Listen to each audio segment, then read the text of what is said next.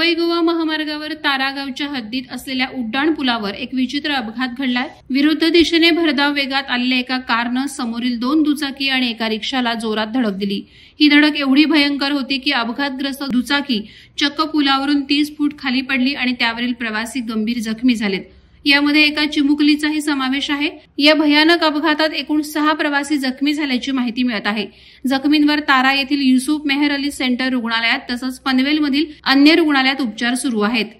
सूत्रांकडून मिळालेल्या माहितीनुसार दिनांक 6 एप्रिल रोजी दुपारी 12:30 वाजण्याच्या सुमारास मुंबई गोवा राष्ट्रीय महामार्गावरील तारा गावाच्या हद्दीत पेणकडून पनवेलच्या दिशेनं जात असलेली क्रेटा कार क्रमांक MH06BU 8118 ही अतिवेगात जात असताना चालकाचं वाहनावरील नियंत्रण सुटलं। कार विरुद्ध दिशेने येत तिनं 3 वाहनांना धडक देत तब्बल 6 प्रवाशांना जखमी केलं।